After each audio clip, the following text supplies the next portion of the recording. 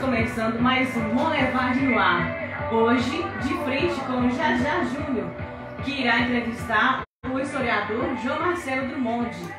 No patrocínio de Belas e Feras, fone 99404-5559 ou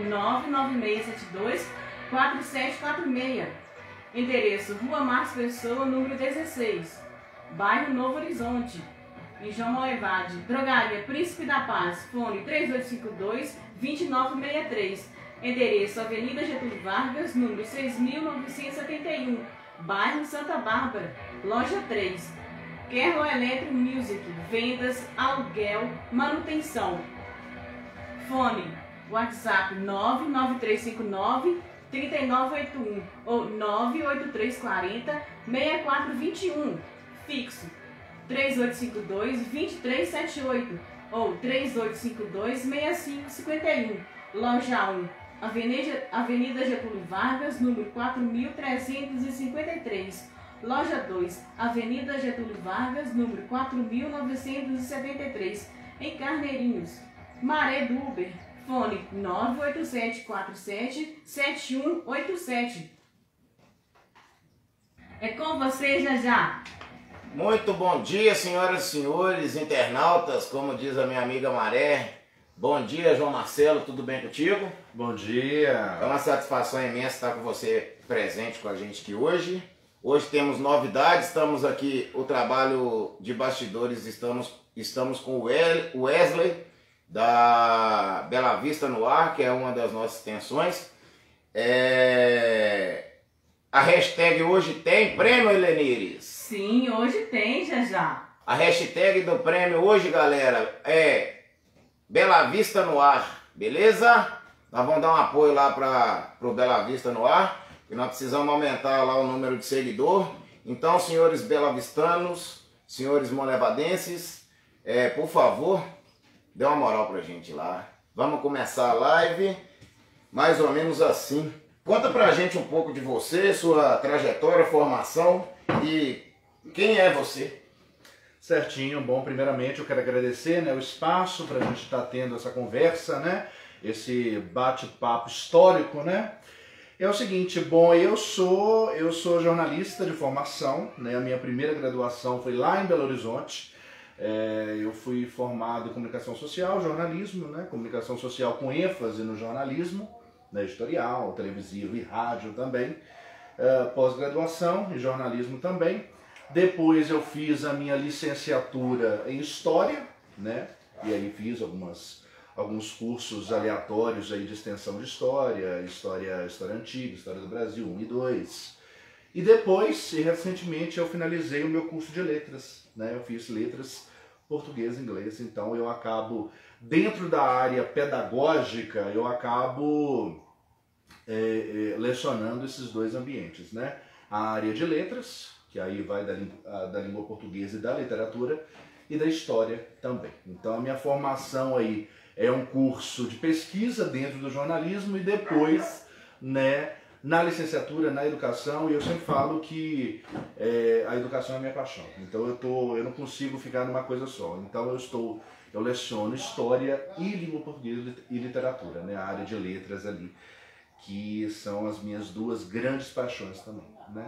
Muito bem, aí que sai justo que eu tô hoje, ó, entrevistando um jornalista, pensa aí. Tá vendo? Olha aí. Me desculpa porque, né, eu comecei, né, então vou começar agora o curso de jornalismo, aí eu vou ter mais mais propriedade sobre o assunto, até porque o Mão Levada no Ar força, né? Para a desenvoltura do programa.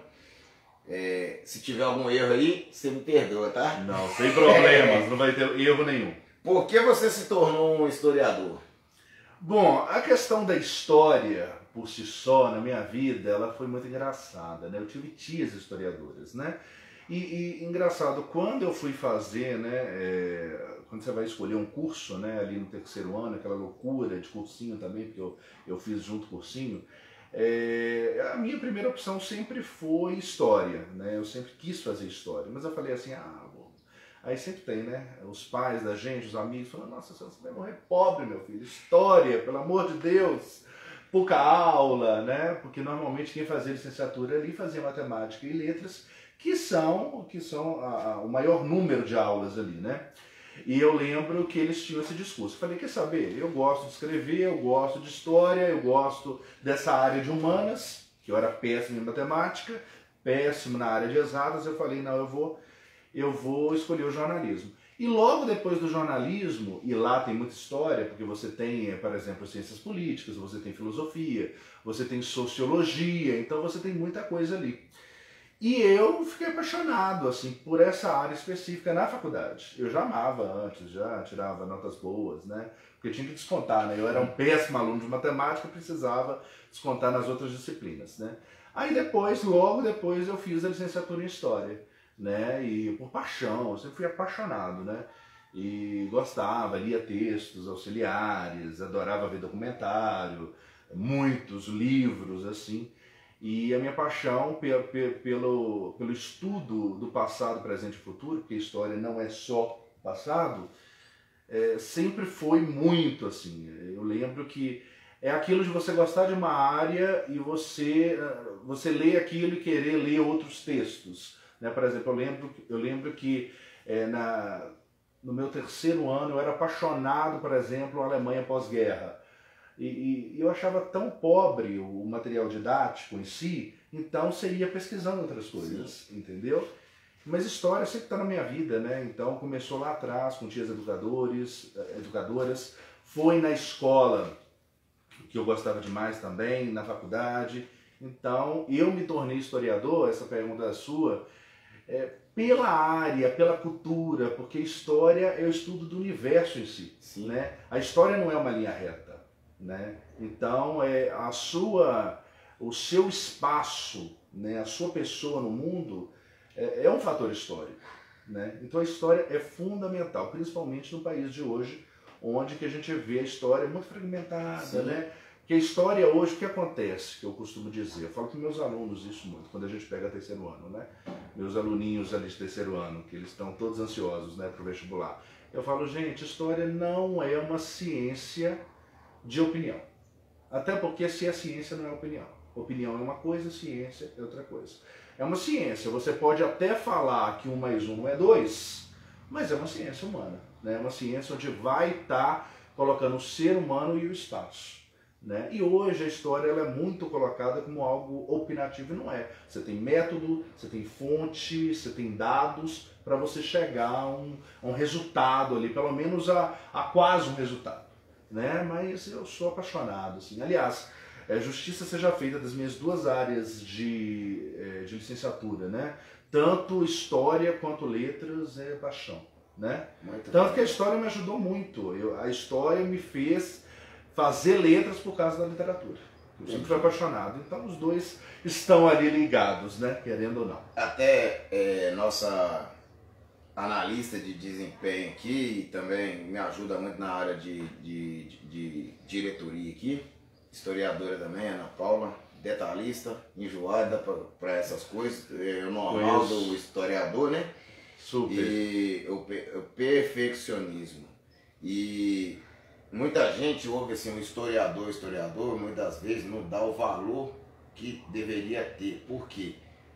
A vida em si ela é uma história. Totalmente, totalmente. E, infelizmente, alguns fatos que acontecem, alguns deslizes da história ali, que forçam as pessoas que se interessam por isso fazer uma pesquisa mais apurada para poder ter realmente a base do que precisa. Mas sem os historiadores, nós não teríamos Bíblia, nós não saberíamos o que era o passado, nós não estaríamos a par do que está acontecendo nesse momento, para todo o Brasil, né? É o jornalismo e a história, eles andam lado a lado. Depende o cara que é jornalista, você sabe, ele depende de uma história para ele poder fazer a matéria. Exatamente. Se não tem história, não tem matéria. Eu estou só fazendo essa repassagem aqui porque a gente traz o historiador, eu faço questão sempre de ter o historiador aqui para estar conversando, porque cada um tem uma forma diferente de pensar, mas o objetivo é o mesmo, você entendeu? Sim. E o âmbito que a gente vive hoje, igual nós trabalhamos aqui na internet, então eu preciso trabalhar com coisas verdadeiras, porque tem muito fake news, a gente passa muito por dúvida dentro do que a gente questionamentos, o tempo inteiro. Por isso que a gente tenta conversar com a pessoa séria, o historiador sério. Eu já vi que você tem competência para isso. A história por muito tempo foi um sinônimo do passado. O que é corrente da história do tempo presente. Você desculpa o erro aí que ela mudou de cor aqui. Não, sem problemas. Não, eu entendi perfeitamente isso. É uma falácia, na verdade, porque hoje é muito comum a gente ter esse conceito básico aí. Acho que também é um vício até do modo que se ensinou história. A minha época, eu falo que eu me apaixonei por história, eu não sei porquê, porque na minha época era um jeito muito burocrático de ensinar história. Na minha época, você lia um texto e tinha inúmeros questionamentos, né? Segundo o texto, interprete. Era mais uma aula de interpretação do que a própria história por si só. Hoje, se eu for traçar a nossa corrente, uma corrente de história que vale a pena, né, a gente está trabalhando o tempo inteiro, e eu falo isso para meus alunos, e até debates, né, na academia, eu falo que é você tratar a história como algo que trabalha os três tempos. Então você trabalha sem passado, é o nosso estudo, você tem documentos, então você trabalha com o passado o tempo inteiro. Mas você também trabalha com o presente, porque você está vivendo no presente, presente é a história, e o futuro, né? Então por isso que eu falo, é muito importante, e a corrente que nós temos hoje, que é muito importante ser ressaltada, é a questão dos três tempos. Então a história é o estudo do passado, do presente e do futuro, e você está participando ali, e você é ativo ali, você faz parte, né? Porque igual eu falo, né? Muita gente me pergunta, não, João, o Brasil está muito complicado, né? O Brasil está tendo algumas coisas complexas, né? E como é possível algumas coisas? Eu falei, gente, por isso que eu falo, o ensino da história é muito importante. Porque se a gente desse uma certa valorização ao ensino da história, talvez na história do Brasil a gente não cometesse tantos erros. Estou falando de hoje, mas o Brasil sempre repete os mesmos erros. Mesma coisa. Né? Infelizmente. Infelizmente. Então, por exemplo, o Brasil é até hoje um país extremamente escravocrata. E a gente não tem um museu da escravatura no Brasil, um museu oficializado da escravatura. Isso é um absurdo. Isso é um assinte, né? Por exemplo, por que a gente não tem um museu das nossas ditaduras? Porque a gente não teve só uma ditadura, que foi de 64 a 85, a gente teve do Estado Novo. Por que a gente não tem essa recuperação histórica? Falta o que? Interesse, né? Pouca valorização, né? Digamos, ausência dos governantes nesse aspecto, acho que é tudo, entendeu? Então, se eu fosse traçar uma corrente histórica que os meninos, né, os alunos precisam saber, os ouvintes, todo mundo que está nos ouvindo aí e nos assistindo, querendo ou não, é tratar a história não só com um teor de periodização, né? Periodização, que é a questão do passado só. Não, é o estudo do passado, do presente e do futuro, e você está encaixado nele. Acho que isso é muito importante. Isso é mais uma questão até sociológica, né? De você entender a sociedade, a história está aqui, mas a sociedade está envolvida na história. Não tem como você passar, né? Muita gente fala, mas passado é passado. Não, passado não é passado. Porque se a gente valorizasse a nossa história, talvez a gente evitava alguns erros, alguns desvios ali que tivemos, principalmente na história do Brasil, na história da América Latina, né? Que era só a gente ver, nossa, mas esse discursinho é furado, né? Esse discursinho a gente já viu ali, né? Por exemplo, com o Jânio, a gente já viu esse discursinho com o Collor, então a gente não precisava dar esse passo, né? E é importante, eu falo que a história é fundamental, sem desprezar as outras ciências, né? Mas como ciência humana é fundamental, né? No seu ponto de vista, você acha, essa é particular minha, tá? Você acha que esse não desenvolvimento e investimento na área histórica, igual você comentou do Museu Escravocrata, repete a palavra. Escravocrata, escravidão, um museu da escravidão no Brasil. Junto com o militarismo e a ditadura que nós tivemos no país, que você também comentou, você acha que eles têm, às vezes, vergonha de falar que o país um dia já foi ditador, que o país um dia já foi um país que foi regido ali Você acha que é por isso ou porque é falta de interesse mesmo? Eu não acho que é vergonha não. Você sabe por quê? Porque nós, olha para você ver, no sistema eleitoral brasileiro, nós elegemos, em fases da democracia, pessoas que eram totalmente antidemocráticos. Então, gente, por exemplo, que é a favor, por exemplo, que fala em AI-5. Então, acho que não é vergonha, não. Eu acho que as pessoas, elas, uma camada da sociedade, principalmente da classe social, ela simpatiza com o autoritarismo, infelizmente, né? Agora, essa questão da vergonha eu descarto. Mas eu acho que essa questão da falta de interesse dos governantes é fundamental. Porque o que acontece?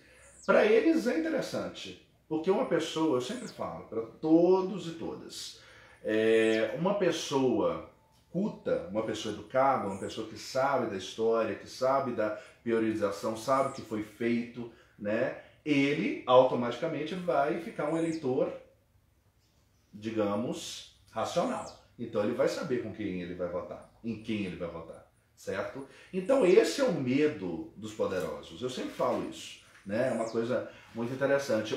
Na verdade, os poderes, o poder em si, ele tem medo de dois segmentos da nossa sociedade. Tem medo do jornalismo e tem medo da história. Por quê? Esses são os dois que elas não conseguiram até hoje driblar. Porque a história está na sala de aula. E você ultrapassar a sala de aula é muito difícil. O poder, né? Por mais que na ditadura se prendeu professores, se espancou, se torturou professores de história principalmente, de ciências humanas, mas... e o jornalismo também. O jornalismo ele é muito difícil, porque é o quarto poder da sociedade. O jornalismo é o quarto poder da sociedade. Então é um poder segmentado ali. Então eu acho que falta interesse sim. Medo não. As pessoas, na verdade, sempre conviveram com o autoritarismo. O Brasil, na verdade, ele está vivendo a maior fase democrata em si, entre aspas, agora. Porque nós não tivemos democracia plena no Brasil. Porque olha para você ver uma pequena periodização histórica, né? Um fragmento histórico aqui. Nós tivemos, você pega a independência, nós tivemos colônia. Colônia não tinha nada de democrata, né? Você vê escravidão ali, você vê os índios sendo escravizados, você vê ali, além disso, você vê império, muito menos democrático, você vê negros sendo escravizados, você vê a família real ali mandando e desmandando, a igreja sendo cúmplice de toda aquela, né, aquela barbaridade. Eu não estou dizendo nenhuma falácia aqui não, a gente está nos documentos do império, é só procurar, né? Arquivo aí virtual da internet, você vai achar um monte. O bacana é ler mesmo, né? Posso indicar depois uma bibliografia aí para os nossos ouvintes. Mas depois depois do Império, nós tivemos República.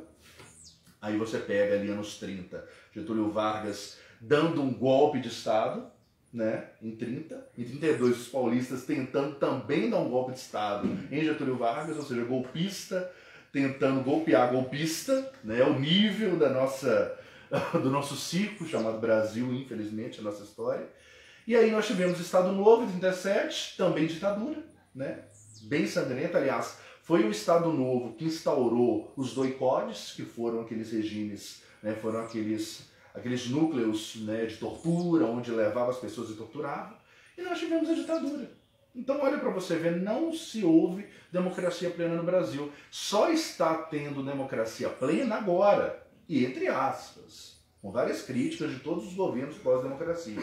Eu estou falando todos aqui, eu estou falando de Collor, aliás, antes de Collor, estou falando de Sarney, Collor, FHC, Dilma, Lula, Itamar, tudo, FHC ali, tudo. Então, a democracia a gente vive agora, pós-Constituição de 88. Então, a partir de 89, que o brasileiro experimenta a democracia plena. Então, por isso que muitas vezes se fala, mas o brasileiro ele não valoriza, né, a democracia. Gente, você tem que pensar, é porque o brasileiro não está acostumado com a democracia. Democracia foi ontem, 89 foi ontem. Primeira eleição direta mesmo, que o povo foi lá e votou. Porque se você for analisar antes de 35, analfabeto não votava, negro não votava. Mulher votou em 34, mesmo assim muita gente fala, ah, mas o Vargas deu poder à mulher. Não, gente, a mulher votava com autorização do marido. Absurdo isso hoje, né? Mas o voto feminino foi muito importante, mas o começo do voto feminino, a mulher só votava com autorização do marido, o cara que dava dinheiro ao lar dele, né? Então é por isso que eu falo, eu acho que o Brasil ele só é democrático agora, né? Só para te segurar você aqui na área de democracia que você falou com a gente, e o que você me diz assim da democracia e a gente ser forçado a votar, ser obrigado a votar? É uma curva no negócio, né? Não, tá certo, eu entendo isso. A questão da obrigatoriedade do voto é um debate até que eu já participei uma vez, né, na UFMG, inclusive, que é o seguinte, a gente tem que ver também que o direito ao voto é uma coisa muito importante também. E o direito de você não votar também é importante, é claro, né? Mas olha para você ver, eu vejo, quando tem esse debate, eu gosto muito da gente ir para as eleições americanas, na maior democracia do mundo, né? Uma democracia que demorou mais de uma semana para você saber quem é o presidente da República, né? Mas é a maior democracia do mundo. Eu discordo totalmente. Sem contar, não teve voz, não tem voz. Exatamente, eu discordo, é uma falácia. Eu acho um viralatismo imenso isso. Estados Unidos tem até hoje grupo de extermínio de negros, grupo de extermínio de gays. Isso é democracia onde? Mas aí tudo bem. Né? É o viralatismo da América Latina, né? Aqui é tudo ruim, os americanos são ótimos. Não para mim. Eu acho que Estados Unidos conseguiu o que conseguiu em cima de muito sangue, de negros, de gays, de mulheres, de imigrantes e tudo mais. Mas aí é uma outra discussão. Olhe para você ver os Estados Unidos. Lá, querendo ou não, você não tem obrigatoriedade do voto, né? Você tem segmentos ali, né, da lei.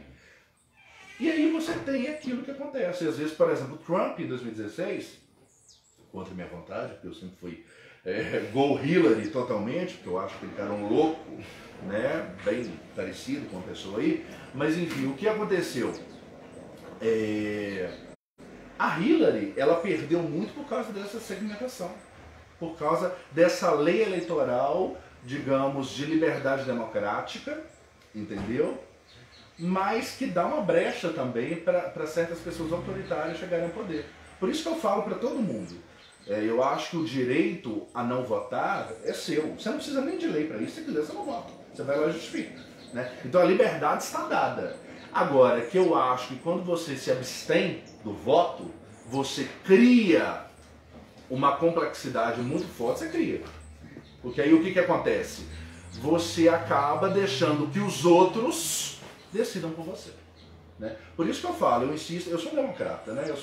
Eu falo que eu acho que a gente teve 21 anos sem votar, né? Onde que os militares, né, sempre decidiam o rumo do país, né? Principalmente a partir do AI-1, AI-2, né? Onde começou as votações, principalmente para prefeito e vereador, serem decididas pelos militares, né? Então eu acho que a gente tem que valorizar isso. Eu acho que você tem a opção de não votar, e é democrático, mas eu acho que é importantíssimo o voto. Eu acho que a gente, repetindo, 21 anos, gente, não foram 2 anos, 21 anos sem votar. Então vota lá, né? E parar com essa discussão, eu vou votar no menos pior. Não, votem no melhor.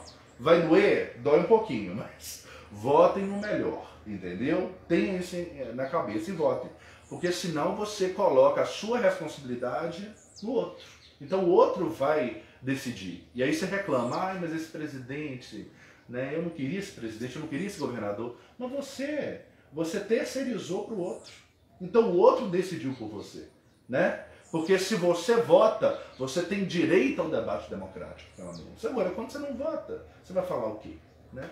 Então eu acho que o direito de não votar já existe, né? Você justifica, né?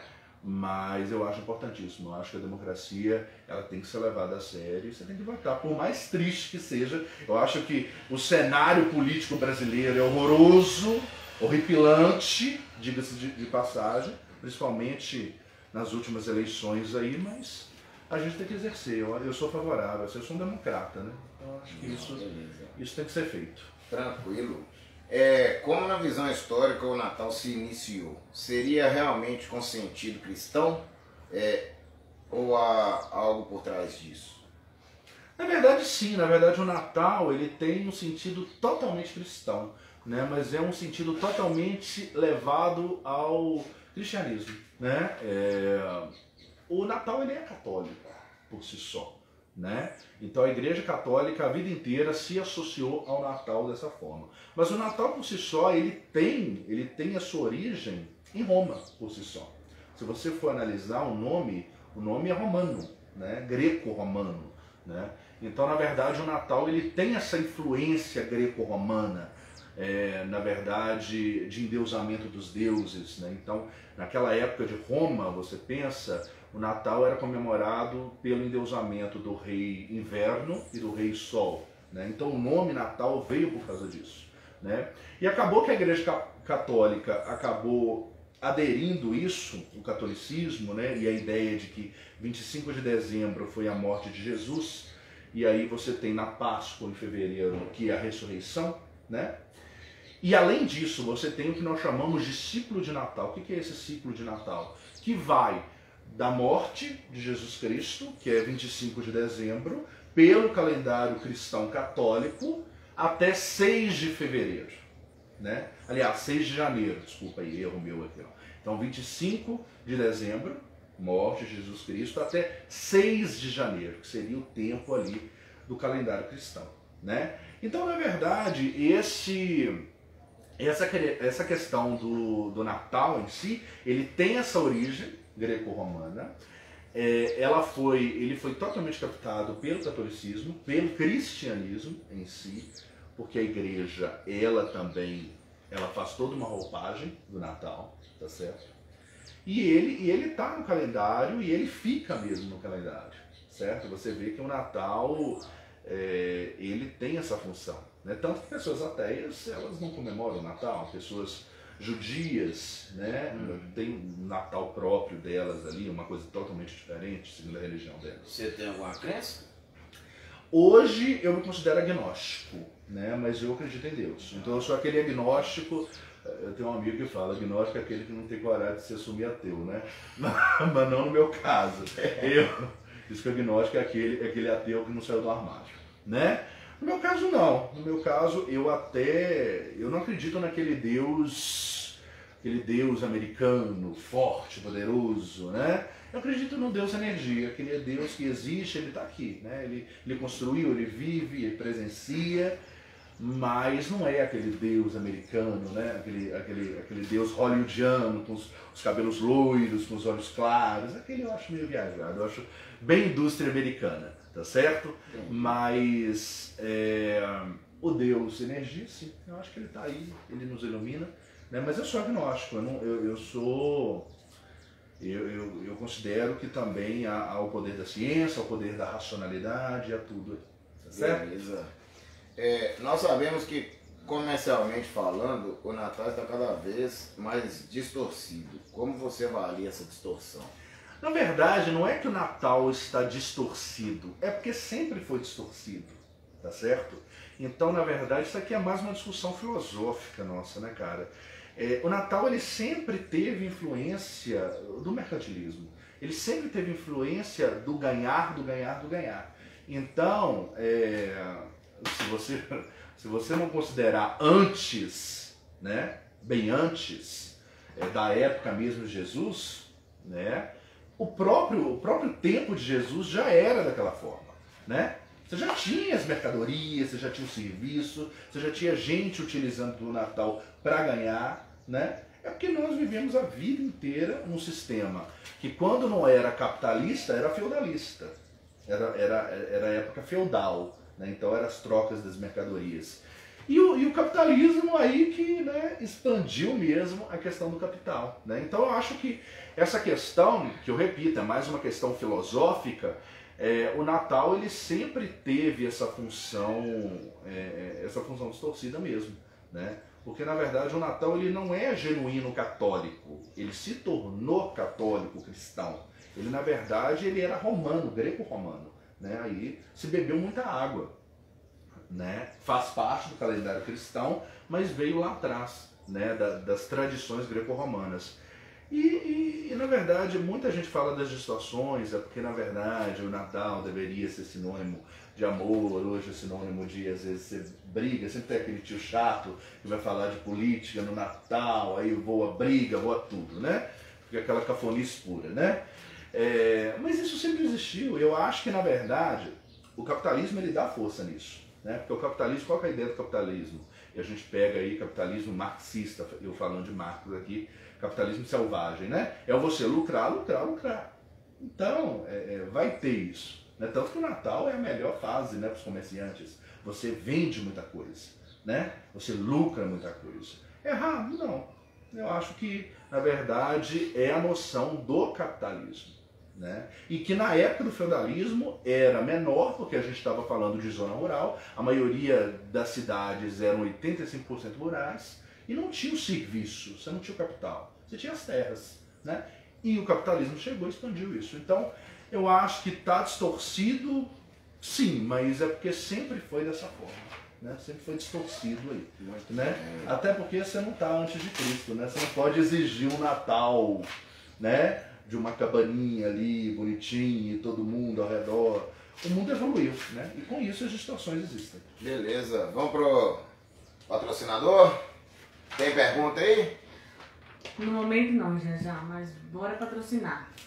No patrocínio de Salão e Barbearia da Rose, endereço Avenida Getúlio Vargas, número 6.971, fone 987785504, atendimento de terça ao sábado, de 9 às 18 horas. Nosso estilo, endereço Avenida Getúlio Vargas, número 4645, em Carneirinhos, atendimento de segunda a sexta, de 8 às 18 horas. Lili Bijuterias, endereço Avenida Getúlio Vargas, número 5123, em Carneirinhos, fone 3852-3636, atendimento de segunda a sexta, de 9 às 18 horas, e aos sábados, de 9 às 13 horas. JM Confecções, fone 3851-6190, WhatsApp 99449-3545, endereço Avenida Getúlio Vargas, número 1336, atendimento de segunda a sexta, de 9 às 18h30, aos sábados, de 9 às 13 horas.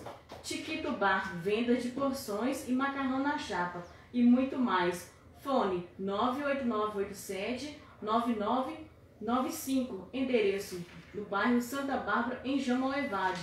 Entrega somente na região do bairro Santa Bárbara. É com você, Jajá. Você fez 5 minutos de propaganda. Na próxima você faz menor um pouquinho, porque você toma minha live toda só com patrocinador. Perdão, Sinal que o serviço tá bom para testando de patrocinador. Pois Tá é. ótimo, né? Tá bom demais a conta. Poderia nos mencionar e explicar como surgiu os elementos religiosos desse feriado Menino Jesus, Reis Mago, manjedoura, e também os elementos comerciais, os almoços, troca de presente, confraternização? Isso é interessante, né? Porque olha para você ver, a questão das figuras, né? Você pega o menino Jesus pela própria historiografia, né, da Bíblia, né? A questão de Jesus ali, né, levando dias para chegar naquela capela, né, a gente não pode falar capela, mas naquela casa bem humilde, né? E aí você tem os Reis Magos. Chamar de manjedoura, né? Exatamente. E você tem também os 6 magos ali, Baltazar e os outros ali associados, representando, isso é muito interessante, né? Representando divindades, né? Lembrando que cada rei mago ali, ele representava divindades, né? Você tinha, por exemplo, o Baltazar, que representava a fé por si só. Isso é muito interessante, né? Porque muita gente fala de Baltazar, existe toda uma discussão até racial em si, né? Porque muita gente fala, Baltazar era negro, Baltazar não era negro. A literatura, digamos que branqueou, né? De forma totalmente racista Baltazar na literatura, né? Então Baltazar, pela historiografia, era um homem negro, e logo depois, né, um desses literatas racistas que esconde o racismo dentro de si, branqueou totalmente Baltazar nas ilustrações, falando que Baltazar não era negro, né? E quem vê a literatura sabe que Baltazar era negro. E até, né? até o continente em questão, né? Totalmente. A possibilidade, chance. Totalmente. Não, uma coisa ridícula. Uma coisa ridícula, né? Mas na literatura e até na história há pessoas muito racistas por si só, até quando você vai consolidar um pensamento literata, né? Porque a gente está falando da história de Jesus Cristo, e isso é literatura também, né? É por isso que eu falo, a Bíblia, além de ser um livro, né? A Bíblia Sagrada, um livro interessante para a propagação de fé, ali é uma literatura maravilhosa. Eu falo que a Bíblia, ela tem uma literatura, né? A questão da escrita maravilhosa. Né? Então, independente de crença, eu acho que o viés literário da Bíblia é maravilhoso. Né? Eu falo que eu fiz um estudo separado, assim, você pega de Gênesis até o Testamento 5 ali. Maravilhoso. Maravilhoso, assim, sabe? E é tão perfeita a escrita que conseguem até fazer duas interpretações da mesma... Tem. A própria consolidação da Bíblia é uma coisa que eu até questiono historicamente, entendeu? Eu acho que eu sou a favor da Bíblia Sagrada, do primeiro versículo, da primeira tradução e tudo mais. Eu sou chato para isso, entendeu? Acho que depois teve a própria tradução se complementou coisas que não existem, sabe? Que pela literatura do Primeiro Testamento, então eu acho que isso aí é uma outra caixa, né? Um outro debate à parte. Mas então, sobre os símbolos, né? Eu já falei ali das figuras, então José e Maria, também figuras históricas já conhecidas, não precisa nem a gente estar falando aqui, não tem nada de extra historicamente. A questão, por exemplo, das figuras, né? Das figuras até comerciais. Você tem o presépio, por exemplo. O presépio é interessantíssimo. O presépio, o primeiro presépio feito foi na Itália. É Santo Agostinho que fez. Né? Santo Agostinho inaugurou o presépio na estrutura mundial. Né? Então, Santo Agostinho ali era século VIII, acho que era isso mesmo, século VIII, né? Ali já tinha uma influência, tá certo? Então, o primeiro presépio ele foi na Itália. Né? Então, ali você pega a época da ebulição italiana com Santo Agostinho, ele foi o primeiro a fazer esse presépio. Então, na verdade, muita gente confunde, né? Muita gente fala assim, mas o presépio ele veio junto com a ideia central lá atrás. Não, gente. Na verdade, o presépio ele é uma ideia do consumismo. Né? Ele foi feito para a gente estar condensando, para estar passando a mensagem da literatura lá atrás, ou seja, da Bíblia, certo? Do Natal, que representa o Natal, o que representou o nascimento no dia 25, o que representou a ressurreição na Páscoa. Então tudo isso, o presépio, a árvore de Natal, o próprio Papai Noel, né? Tudo isso são figuras, principalmente para criança, né? Para criança e adolescente naquela época. Mas que adolescente hoje, eles não estão muito ligados nisso não. Mas para criança, né? Você está ali passando para eles como é que era, certo? Então se usou muito a questão das estrelas, que na verdade é um símbolo que significa divindade, ou seja, enviado de Deus, né? E aí você tem aquelas, né, as próprias bolas brilhantes, né? Aquelas bolas que vocês colocam na árvore, também divindade, também fé, também sabedoria. Então tudo isso são simbologias, né?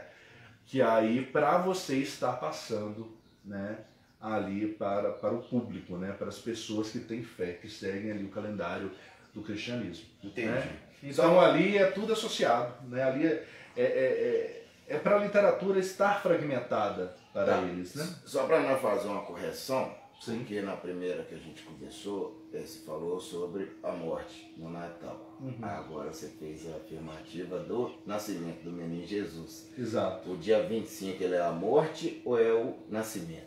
Que eu fiquei meio Não, tá certo, tá certo. E para eu estar confundindo também, não muda de roupa não, tá? Aqui, ó.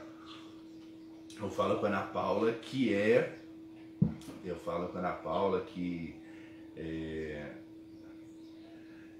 historiador é tudo doido, né? Vai, né? Na verdade, gente, é a morte em si. Quando a gente tem a Páscoa, nós temos o quê? A ressurreição, tá certo? Sim. De Jesus Cristo, tá certo? Então, no dia 25 é o nascimento. Nascimento. E aí você tem o ciclo de Natal que vai até dia 6 de janeiro, que eu falei pra vocês. Tá. Né? Só porque aqui é fácil. Você me desculpa. Entendeu? Não, mas é pra corrigir mesmo. Mas é porque eu me perdi aqui e eu fiquei assim. Não. É nascimento, é morte. Eu vou pedir para me explicar melhor para não ter controvérsia e não ter falácia também, que você sabe como é que é. Esse tipo de programa assim, eles ficam esperando a gente pegar num errozinho ali para... Não, mas é para fazer a correção sim. Houve-se muitas especulações, ditos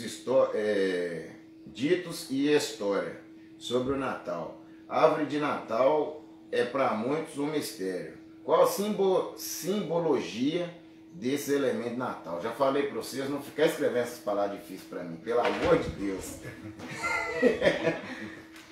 Bom, é a simbologia. Você repete essa pergunta para mim, por favor? Houve-se muitas especulações, ditos e história sobre o Natal. A árvore de Natal é para muitos um mistério. Qual a simbologia desse elemento do Natal? Não, até perfeito. o final do ano eu consigo falar simbologia. Perfeito. Não, nós estamos juntos, Você estamos juntos, um errando, nascimento com morte, tá tudo certo aqui, ó. Falei com a Ana Paula, a gente precisa concentrar, a nossa história tá meio desviada ultimamente. Que a gente, uma live, eu e a Ana Paula, falei, minha filha, a gente errou duas datas históricas. Daqui a pouco a gente tá tão rasgando o diploma da gente, que aí vocês vão ver. Mas aqui, em relação à árvore de Natal, foi o que eu disse, né? A árvore de Natal é uma simbologia muito importante, né, do Natal por si só, porque representa a simbologia de fé ali. Né? Na verdade, quando se criou o presépio, se tematizou e se contextualizou também a questão da árvore de Natal, ali em Santo Agostinho ainda, Itália, né? Eu coloquei a cronologia para você, né? Então se teve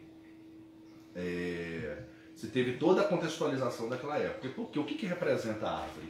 Representa a questão, por exemplo, você tem várias coisas que você coloca na árvore ali, né? Você tem, por exemplo, a estrela, que é a margem da divindade, ou seja, de uma energia que vem e ilumina todos, né?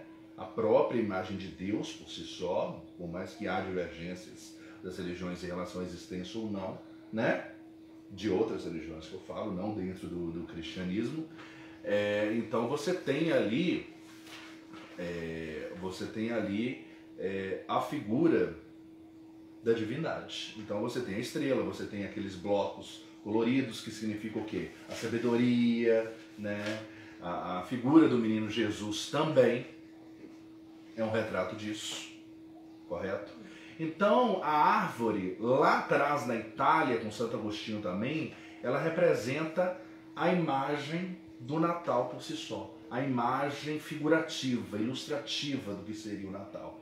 Que é o quê? Amor ao próximo, do respeito, da sabedoria, da figura de uma pessoa que deu a sua vida pelo seu povo, que é Jesus Cristo, né? Então, na verdade, o Natal ele tem essa imagem, ele tem essa noção de passar a questão da divindade por si só, né? Então, a árvore, ela tem quase o mesmo significado do presépio. É porque o presépio ele é mais teatral, digamos, né? Você tem os personagens ali, você tem o cenário, você tem aquelas folhas que você vai colocando, né? Arborizando e tudo mais.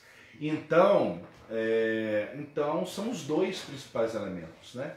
Ambos, claro, com suas distinções, mas ambos são figurativos. Eles são para você passar uma imagem do que seria essa data, do que seria esse 25 de dezembro até o dia 6 de janeiro, tá certo? Então, é algo figurativo, né? Muito bem. E que é muito importante. Lembrando que, eu lembro que eu falei isso, de algo figurativo, e muita gente...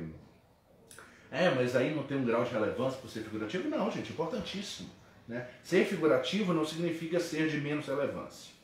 Tem um grau de relevância muito forte, né?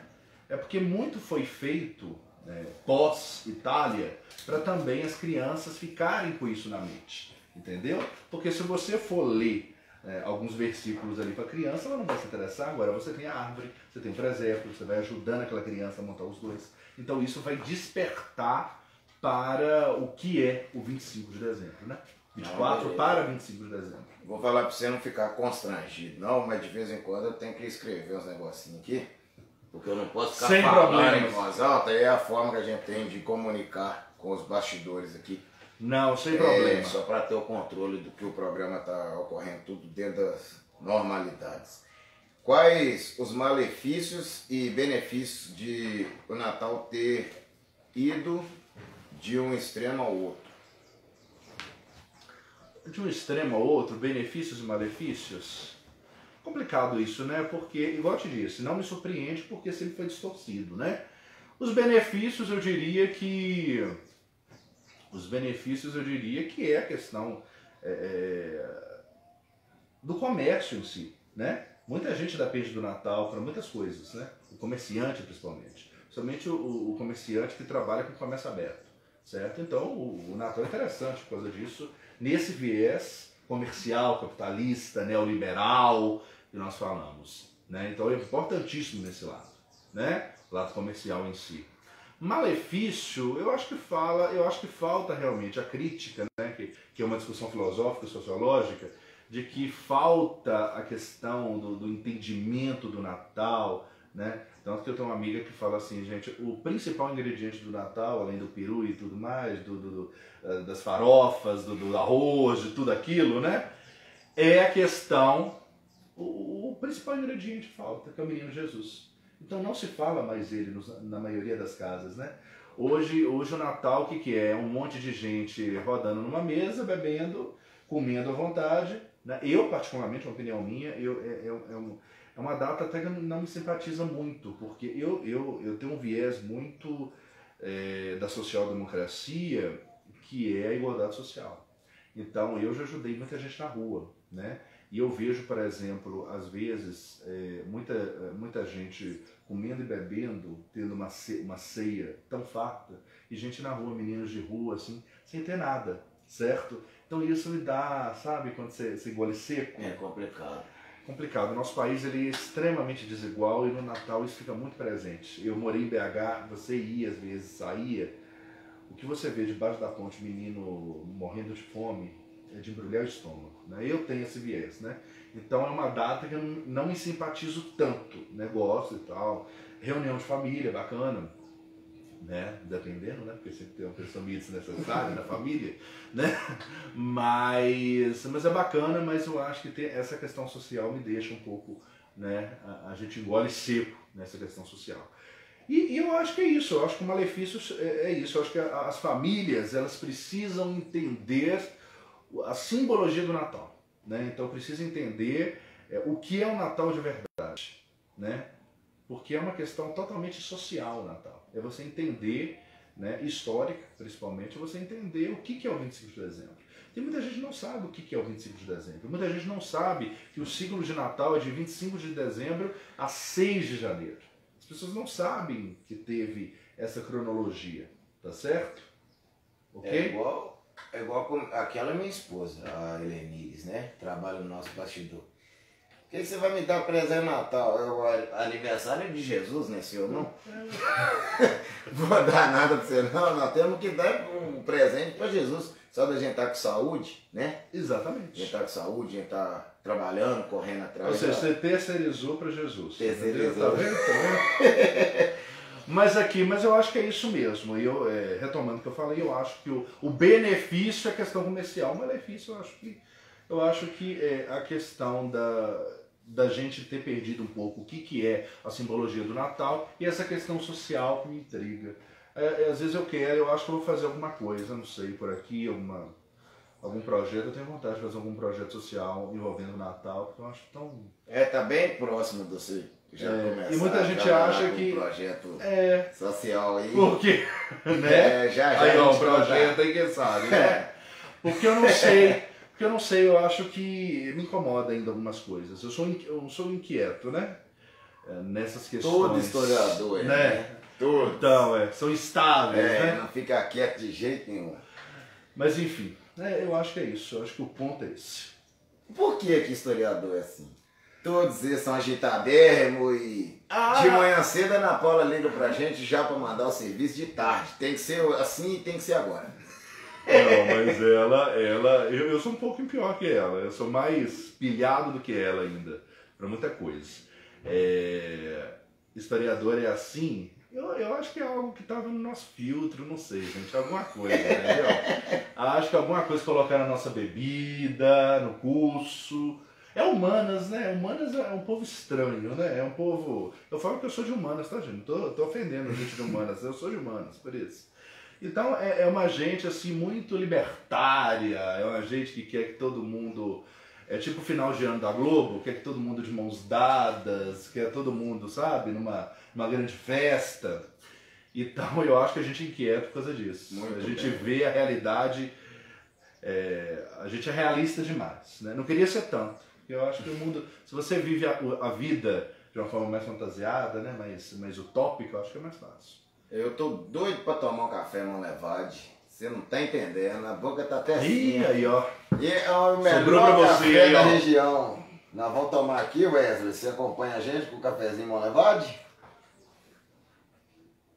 Você acompanha a gente no café Monlevade? Olha, tá com vergonha de quê, filho? Me ajuda aí. Como historiador, você é atraído mais para o lado comercial do Natal ou para o lado religioso-cultural? Comercial já foi minha época, né? Comercial, quando a gente é criança, a gente até se interessa, né? Agora, né, montar árvore. Hoje eu não tenho paciência para nada disso. Engraçado que eu vou na casa de uma amiga minha e ela é doida. Ela é doida no bom sentido, tá? Ela adora montar. Sabe esse povo criativo? Aí ela fala, não, João, vem me ajudar. Eu falei, jamais, minha filha, jamais. Eu sou péssimo nisso. Sou zero criativo, sou de história. História é uma linha reta pra gente, entendeu? É os dados históricos ali, pronto. Então o lado comercial não me interessa muito não. Agora a discussão filosófica, sociológica, histórica me interessa. Então, volta e meia, quando chega o Natal, eu participo de umas lives aí, de umas discussões na área da história, sobre a questão da gente estar lendo a questão da Bíblia Sagrada, a gente está lendo alguns escritos, a gente está lendo textos avulsos ali, textos em conjunto. Então, é um estudo, né? Para mim,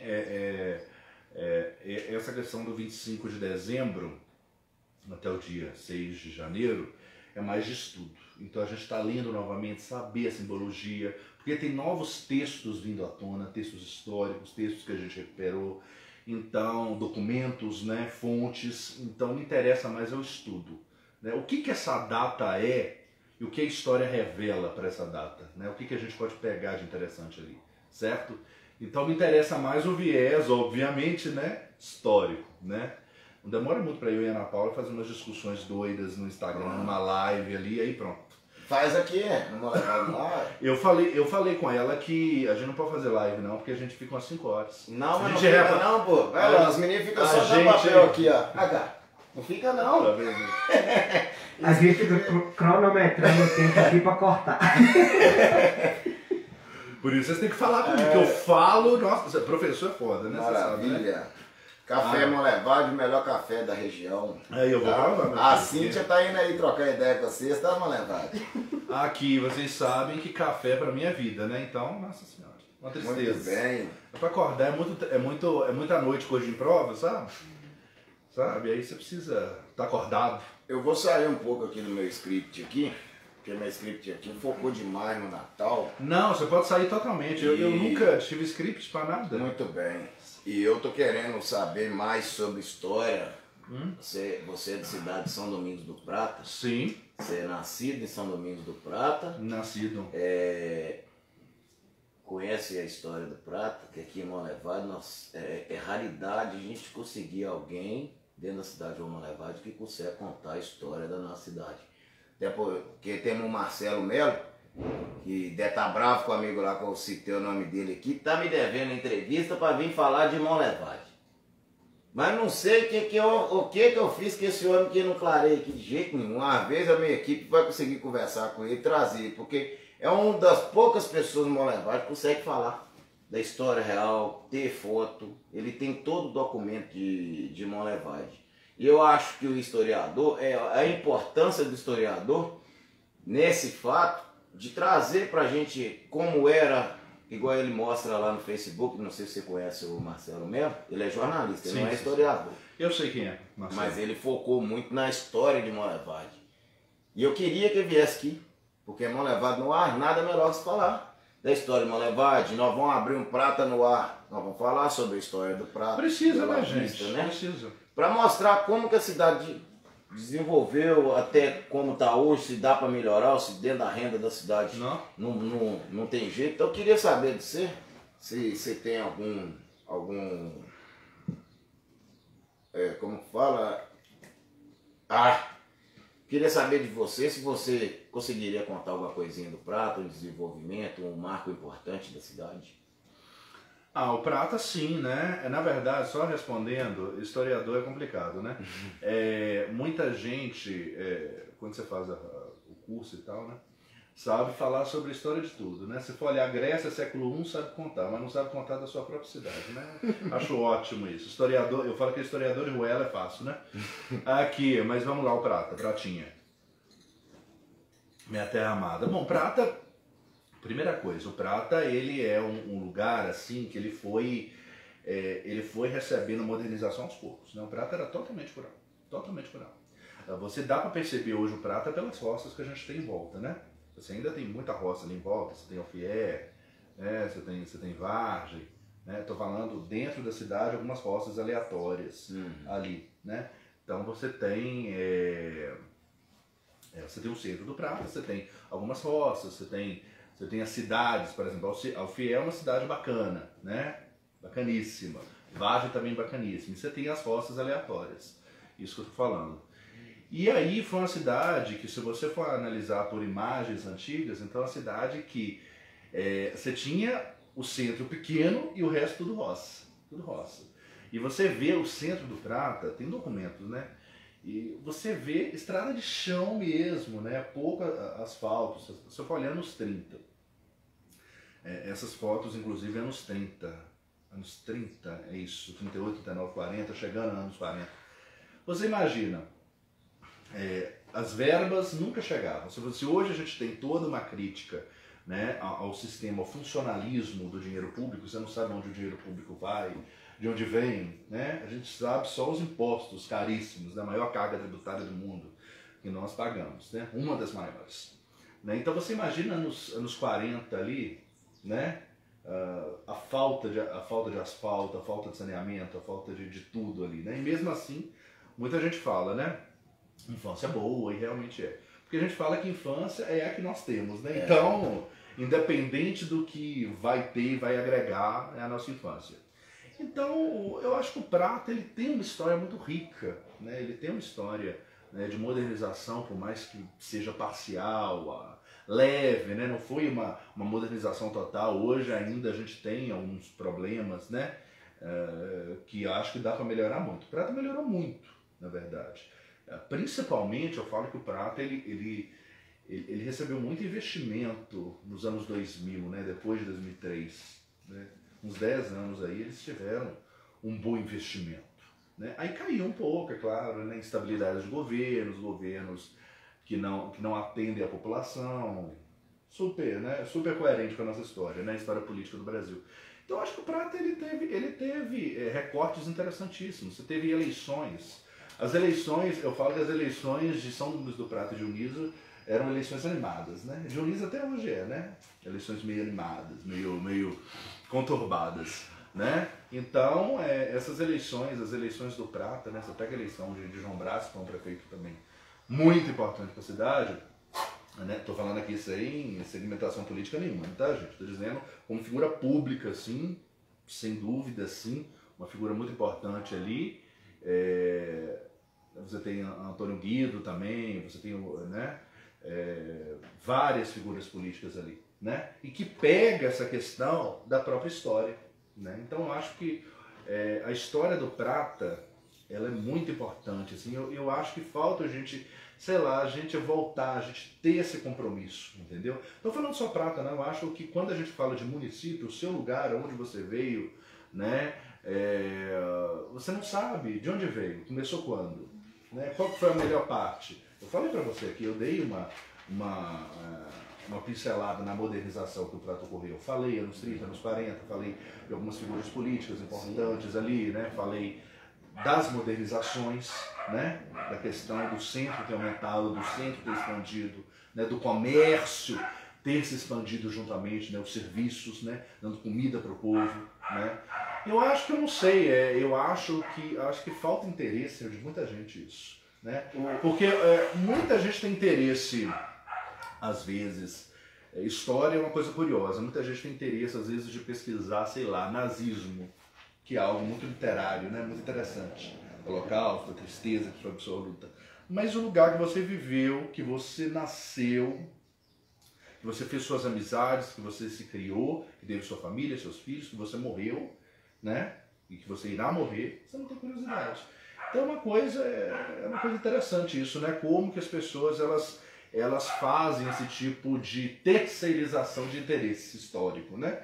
Mas o Prata tem uma história muito rica, né? Volta e meia eu posto umas fotos sempre que eu antigas vou lá, do Prata. tem uma coisinha diferente. Nunca você pode chegar no Prata e marcar um ponto de referência, que sempre que você chega no Prata, você vê que mudou alguma coisa. O Prata está sempre desenvolvendo. Você vê o Prata tá trabalhando. Uma coisa que eu acho interessantíssimo, não sei se você já fez algum levantamento sobre isso, mas a população jovem do Prata, ela tem um olhar, ela tem uma vontade muito maior que nós, às vezes, aqui de Monlevade, que é considerada cidade grande, uma faculdade. Sim. No Prata tem muita gente que a gente conversa no Prata, são pessoas formadas e com pós e querendo ir mais e mais e mais, enquanto nós estamos aqui em Monlevade, muitas vezes o estudante não quer ir. O povo lá tem uma sina para o estudo incrível. E o Prata não é tão pequeno quanto parece, porque outro dia eu estava passando ali perto do 151, não é Dioniso não, gente, Goiabal, aí a placa lá, limite de município, Goiabal, São Domingos do Prata, eu já tinha uma hora que eu estava andando. E é uma coisa, você citou uma coisa interessante aí, uma coisa que eu pego no pé dos governantes todos, né? Eu não tenho escolha nenhuma, não tenho partidarismo nenhum em relação a isso, que é a exigência de expandir a questão acadêmica do Prata. É a gente criar a universidade, é a gente criar mais escolas, é a gente estar colocando a educação como primeiro ponto, assim, como ponto essencial.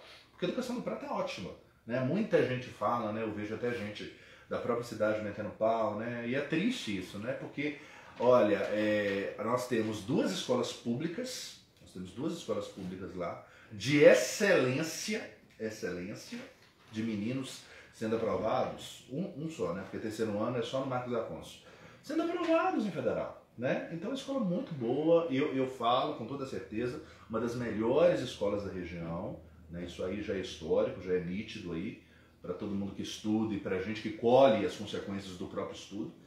Então, na verdade, é uma briga, né? Eu sou educador, né? Então é uma briga que eu ainda vou lutar muito para a gente ter realmente uma faculdade assim presencial. Porque, por exemplo, lá você tem online, né? Você tem EAD. Não, tem que ter presencial, cara. Tem que ter professor para os cursos, tem que ter troca de experiência. Eu dou muito valor à escola, à faculdade presencial, curso presencial, sabe? Por que o Prata, por que as pessoas do Prata têm que sair do Prata para vir, às vezes, numa faculdade aqui? Não.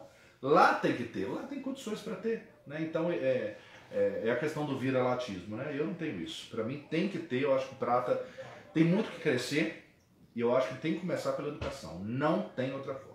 Beleza, estamos chegando em reta final. Nós temos perguntas? Nada? Muito bem. Falamos um pouco sobre o Natal, falamos um pouco sobre a história mundial. Temos uma pincelada aí de democracia como falamos da importante. ditadura. E falamos agora, São Domingos do Prata, né? Exatamente, uma pincelada histórica. Eu não vou te pedir para falar de Monlevade, porque é até covardia minha. Monlevade eu vou esperar Marcelo Melo vir cá falar. Você acha necessária? Não, Quem sabe a gente faz um debate, hein? Pois é. Você acha que é necessário retomar o verdadeiro sentido de Natal? E como podemos fazer isso? Educação, gente. Não tem outra forma. Né? Porque para mim o sentido do Natal não está na mercantilização, não está no comércio, né? De você fazer uma árvore bonita, um presépio bonito. É você entender o sentido do Natal. Então a única saída é a educação e a educação de qualidade. Muito bem. Com informação, né? Então educação e informação se complementam. Então é só pela educação. Aliás, tudo, né, gente? Tudo. Principalmente nesse país de tantas mazelas. A educação é fundamental. Nós vamos fazer um bate-volta aqui. Eu te pergunto, você me responde com a primeira palavra que vem na sua mente. Uhum. E após, nós vamos mandar um recado para os nossos seguidores. Você vai deixar um recadinho para os nossos seguidores. Sim. Muitas vezes a minha equipe não está tendo condições de achar as perguntas lá. Sim. Tá? Porque esse Facebook esses dias está dando um trabalho que você não está entendendo. Aí depois, se você quiser passar na página, dar uma conferida, se alguém fez alguma pergunta que não veio no ar, puder fazer o favor de responder a galera pra gente lá. Não, tranquilo. Fico agradecido. Tranquilo, sem problemas. Um amor. Um amor. Minha família. Um sonho. Um Brasil igualitário. Um medo. Falta de esperança. Uma frase. Uma frase. Eu vou de Winston Churchill, primeiro-ministro britânico, né? Primeiro-ministro britânico de grande importância, principalmente no pós-guerra, né? Ele dizia assim: a democracia é o pior regime do mundo, salvo todos os outros. Então, Uma raiva. Uma raiva. Uma raiva. Não tem uma aqui na minha cabeça, mas não vamos politizar, não. Uma raiva, a fome.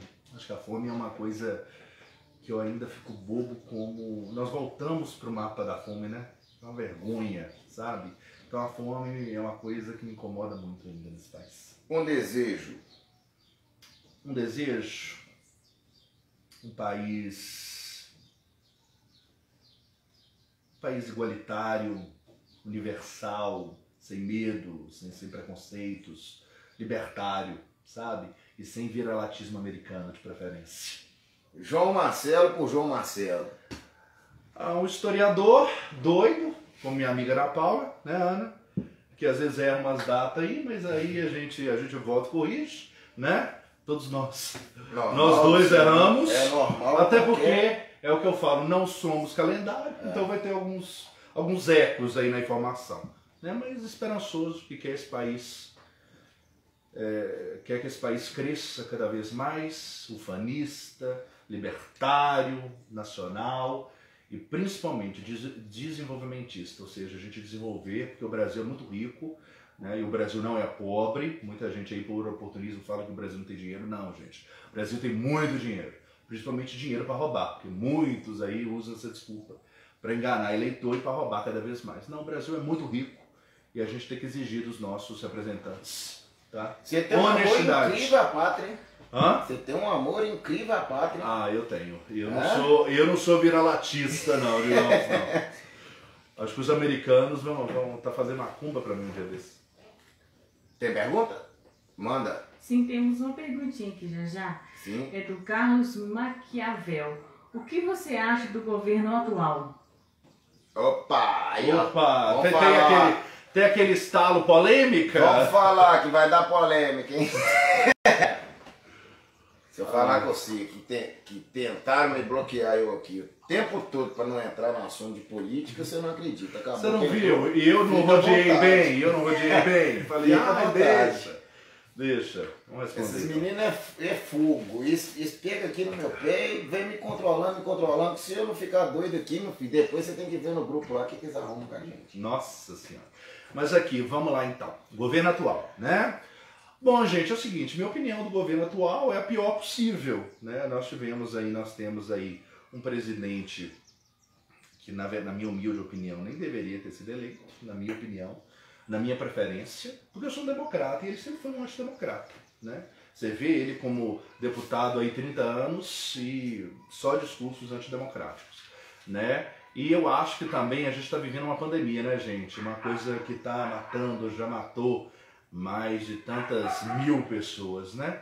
E eu acho que ele levou a pandemia de uma forma muito equivocada, para falar o mínimo, tá certo? Então eu acho que um presidente que ele precisa pensar mais no seu povo, tá certo? Eu acho que falta dele, o que falta nele é isso, é pensar mais no seu povo, deixar os radicalismos, porque eu sou contra. Eu sou um democrata, eu sou contra tanto o radicalismo de direita como o radicalismo de esquerda. A gente tem que pensar no povo brasileiro, né? E eu acho que o enfrentamento da pandemia é um dos grandes erros do presidente, né? Eu acho que falta ele sair um pouco do palácio, do Planalto e ir para o seu povo, entendeu? Eu acho que ele está completamente equivocado em várias coisas, certo? E é isso, mas sobreviveremos, eu acho. Bom, é isso. Dias melhores virão. Dias melhores virão. Mais uma pergunta? Sim, temos mais uma perguntinha do Anderson Gabriel Lima. O que você acha do regime democrático da Venezuela? Da Venezuela? Sim. Vamos lá então. Primeira coisa, gente, igual eu disse para vocês, né? Que isso é muito importante. Nenhuma ditadura é exemplo de nada. Ditadura de direita desprezível, como nós tivemos 21 anos aqui, né? E ditadura de esquerda, a mesma coisa, né? Eu acho que vale, eu sou um democrata. Tanto que eu citei o grande democrata Churchill, né? Inclusive de direita, tá?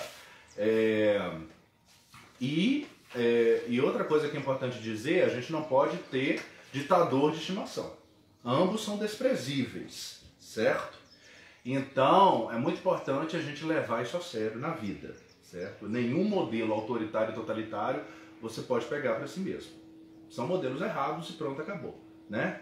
Não adianta nada você ter certos avanços se você reprime sua população, se você reprime a imprensa, né? Imagina isso aqui, isso que nós estamos fazendo numa ditadura, seja da Venezuela ou na nossa que durou 21 anos, isso aqui nunca ia acontecer. Já teria uma pessoa aqui do DOPS para pegar nós dois, sei lá onde que ia jogar nós dois, né?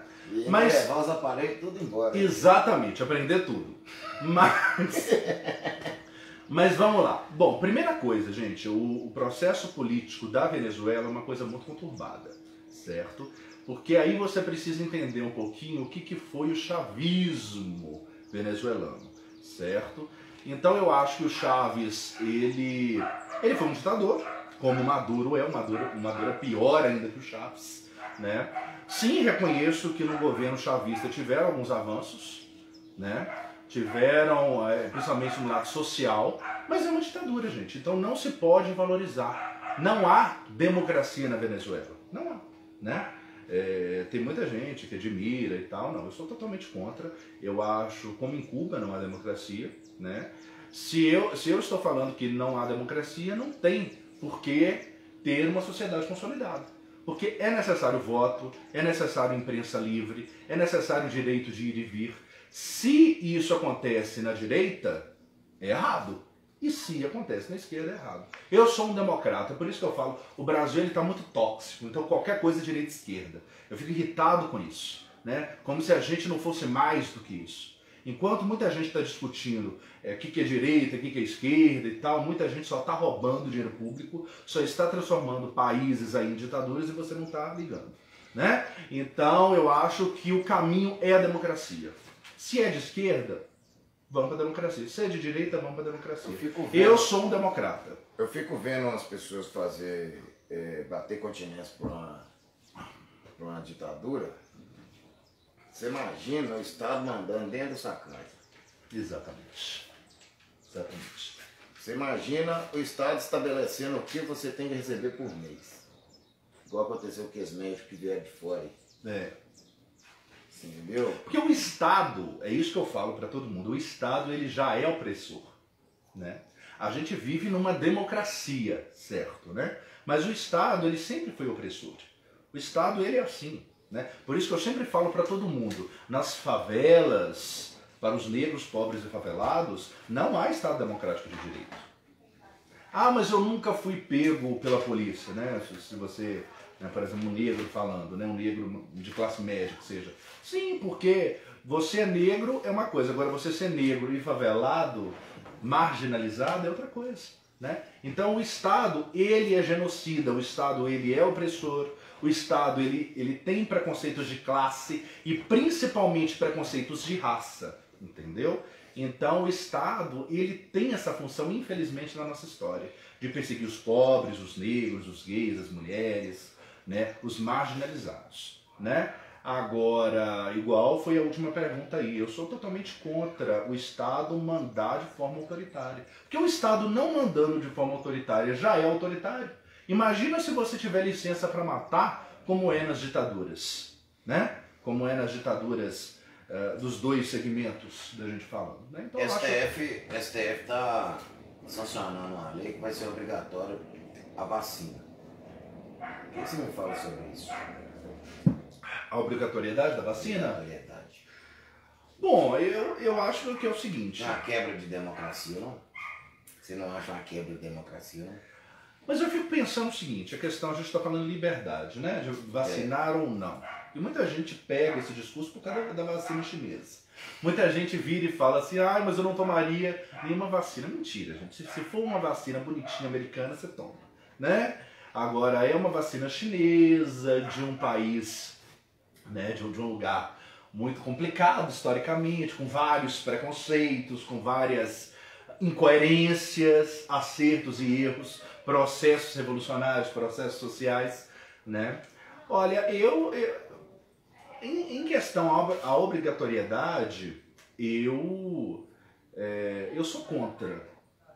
Eu sou contra. Porque é o seguinte, porque o discurso que está sendo colocado na sociedade só seria possível essa decisão se o povo estivesse instruído para a vacina. E não está. E o povo não sabe o conceito de vacina. Por isso que eu falo, há uma despolitização absurda no país, né? Então, por exemplo, em vez da gente estar discutindo a vacina, qual que é melhor, né, quais as saídas da vacina, a vacina é a única saída?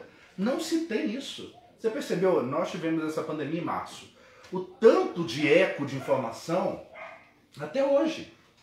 Hoje a gente conhece o vírus mais ou menos, a gente sabe de médicos, de cientistas falando, mas até agosto eu não sabia de praticamente nada, né? Tanto que o ministro Mandetta ele falou, ano que vem inteiro. Isso são palavras do ministro Mandetta, ex-ministro Mandetta, né? Inclusive, eu sempre vou falar, foi o maior acerto do governo, o ministro Mandetta, né? Pegaram no pé do ministro errado. Tem ministro lá que está destruindo a Amazônia inteira, mas pegam no ministro que estava acertando na pandemia, sabe? Então, eu acho que é uma incoerência tamanha também. Mas em relação ao STF, eu não sei, eu não tenho uma opinião própria não, mas eu acho que não deveria obrigar não pela despolitização que está ocorrendo. Porque é perigoso você inflamar mais ainda os ânimos, entendeu? E eu acho que todos deveriam tomar. Eu acho que a vacina é essencial, fundamental. Eu acho que tem que parar com esse discursinho de ser contra a vacina. Eu acho que cada um tem sua opinião, é claro, liberdade total. Mas eu acho que ser contra a vacina e fazer discurso contra a vacina, a gente vai inteirar em março um ano de pandemia. Sem a vacina, qual que vai ser o método então? A gente vai substituir a vacina por quê? Porque eu adoro o seguinte, o brasileiro ele tem uma coisa nele que é o seguinte, que é muito América Latina, ele é contra uma coisa, mas ele não dá ideia de nada, você já percebeu? Igual, por exemplo, vamos ser contra a vacina, ok, mas eu não quero ter coronavírus, então qual que vai ser o método contraceptivo para substituir a vacina? Qual que vai ser? Não adianta, gente. A vacina é o único método, né? E não sei, eu, por exemplo, tem muita gente que me pergunta, João, você tomaria uma vacina da China? Eu tomaria. Porque eu quero é ficar imune, entendeu? O meu objetivo é ficar imune. Então, tendo esse objetivo, eu tomaria de qualquer lugar, entendeu? Agora, eu respeito vocês que estão nos ouvindo, nos assistindo, aí eu respeito. Vocês não querem vacinar com medo, principalmente da questão chinesa, porque o problema é a China, a gente sabe, não é a vacina. É ser uma vacina da China, entendeu? Qualquer coisa do continente asiático, o povo ia dar uma, né? Não, uma se fosse do passada. Japão, acho que não. Você acha? Acho que Você não acha que é uma coisa, uma questão do continente asiático? Eu acho mais é o país mesmo ali, porque a referência chinesa hoje, para nós brasileiros temos pouco conhecimento em história, Sim. é muito ruim. A referência da China, pra gente aqui, com aqueles marcos antigos, que não pode nascer menino, mais de 2 meninos na família, então já veio lá de trás, a história da China já veio lá de trás, essa negatividade. Que a China Teve a questão da doença, tem os, digamos, a cultura deles, que é uma cultura doida, exótica, comida que não dá exótica, né? Você entendeu? Exótica, né? Nossa. Tudo resume a cultura, né? Talvez a gente, se a gente falasse para o povo da França que a gente come feijoada de algumas coisas, o que tem na feijoada, talvez eles também ficariam mais à mercê de todos nós. Mas não, eu acho que é uma questão de respeitar. E eu acho que a vacina, acho que o único método é a vacina. Agora tem que ver a vacina, aonde que vai ser, diz que vai ter, diz não, né? A ministra Mandetta aí falou que é dose 1 e dose 2. Né? Então vamos ver. Nós tivemos... Eu só acho que tem muita briga, igual, por exemplo, você fica com uma briga infeliz de Bolsonaro e Dória, sabe? Tem que parar de brigar e falar, gente... Duas crianças brigando, pra quê?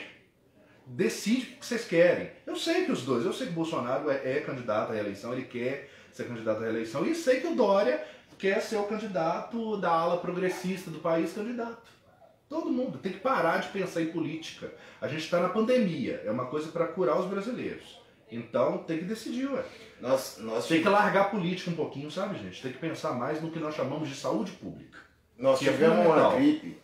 uma gripe mundial, não sei que ano, tem muitos anos atrás, que ela foi uma bomba atômica no mundo. Não sei se é gripe holandesa, se é gripe chinesa, eu não sei que gripe que é, não. Teve uma gripe aí que... Teve gripe espanhola. É, espanhola. Nós vamos chegar perto de mortalidade? Você acha que existe capacidade de a gente chegar perto daquele número de mortos? Eu acredito que supera fácil. Supera fácil. Até se for olhar Brasil, se você pegar o tamanho do Brasil, que a gripe espanhola expandiu de uma forma imensa, né? Se você pegar o Brasil, o tamanho do Brasil, né? E você se igualar, você pegar países que eram do tamanho do Brasil na época da gripe espanhola, já superou muito tempo. Do tamanho do Brasil que eu falo, não estou falando na totalidade, não. Do tamanho do Brasil na época da gripe espanhola, superou.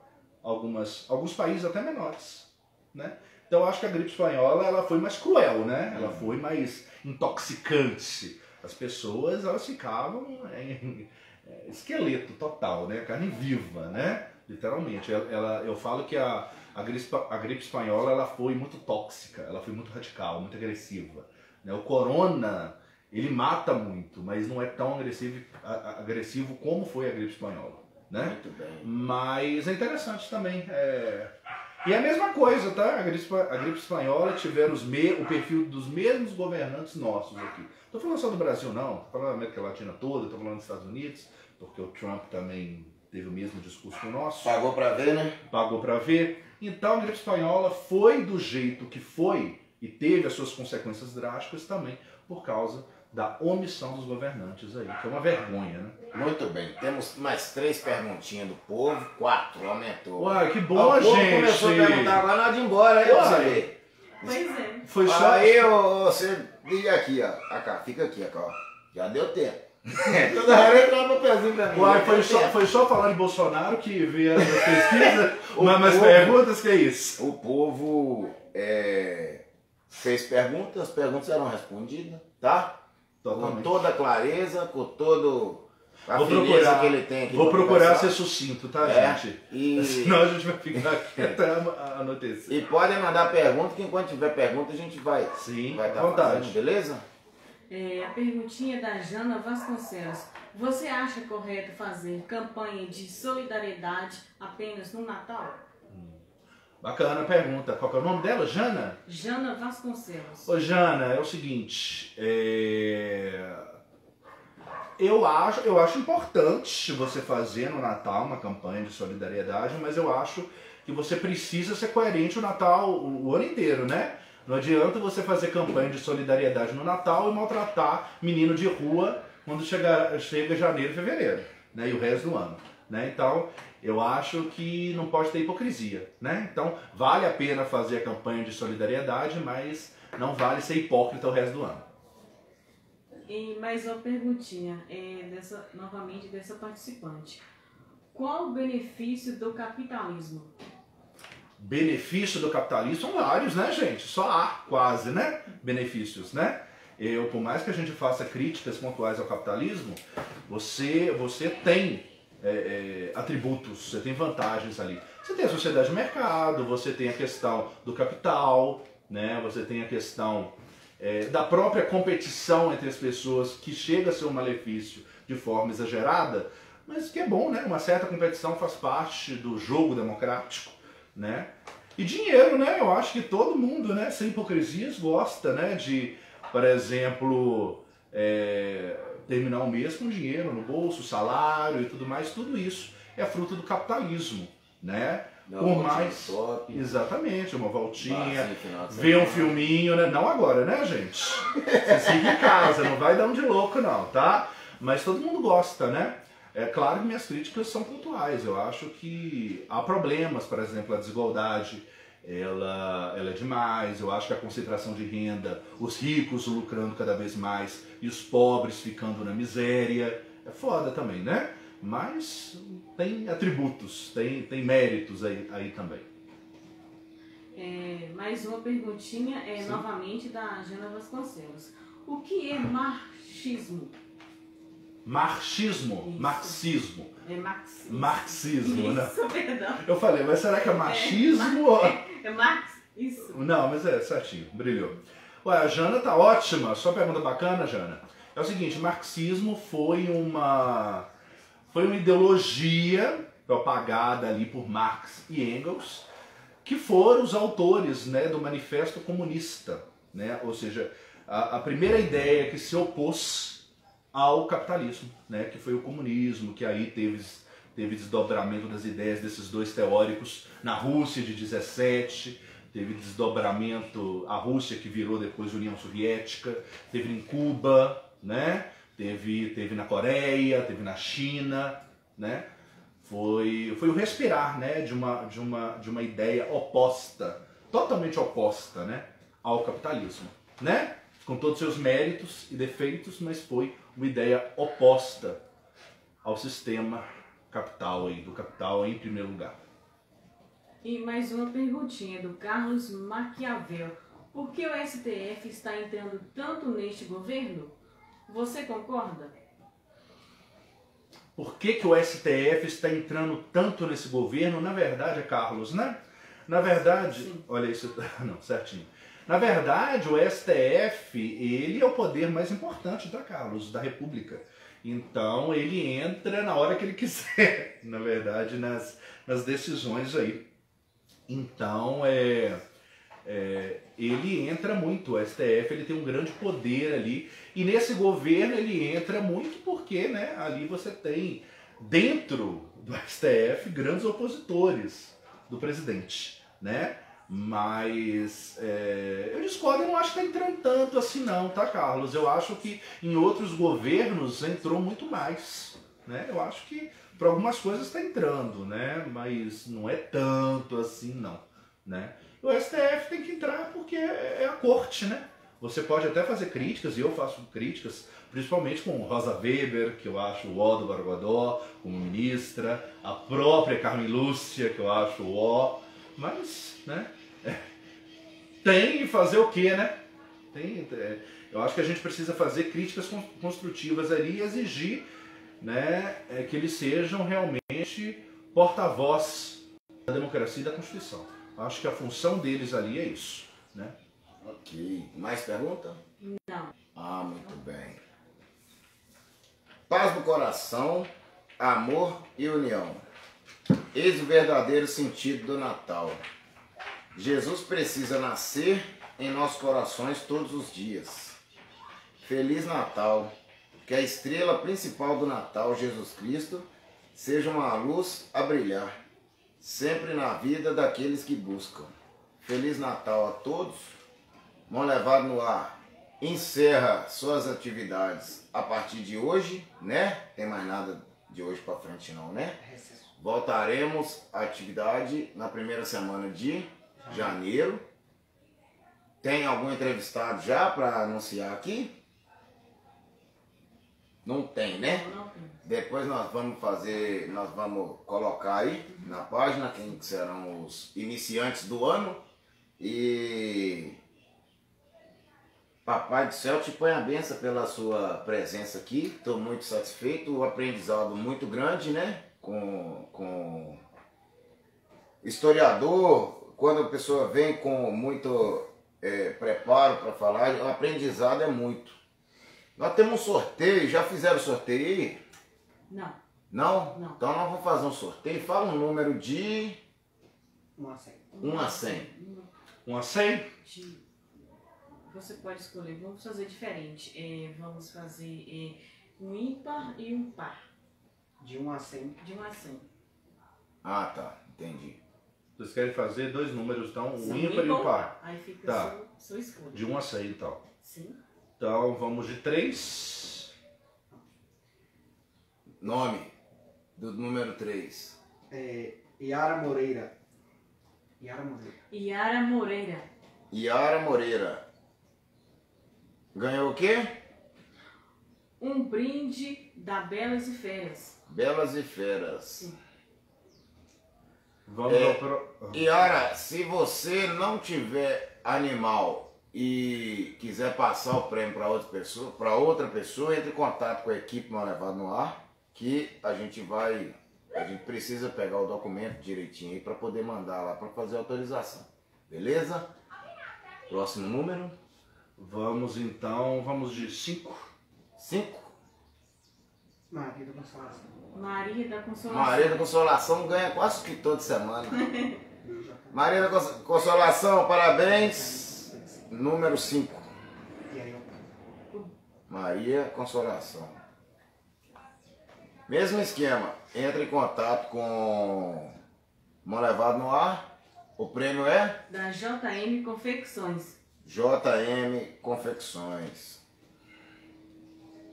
Prêmio em dobro final. Não adianta ir lá sem entrar em contato com o Mão Levada no Ar, porque não vai conseguir autorização para pegar o prêmio, beleza? Tem que entrar em contato para a gente passar a senha, tá? Deixa o recado pro povo para mim. Sim. Bom, gente, primeiramente, né, agradecer pelo espaço. É bacana a gente estar discutindo algumas questões aqui que são importantes, não só o Natal, mas questão de democracia, ditadura, né, o preço das escolhas, tudo isso é muito importante, né?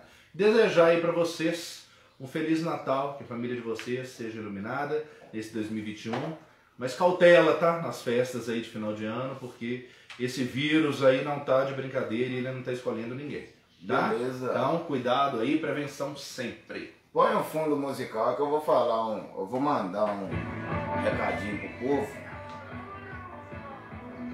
É pra acabar, tá? Depois dessa ninguém vai conseguir ficar normal aqui, então por favor. Viva a vida enquanto você está vivo. Porque depois que você morrer, a vida acaba. Tudo de bom!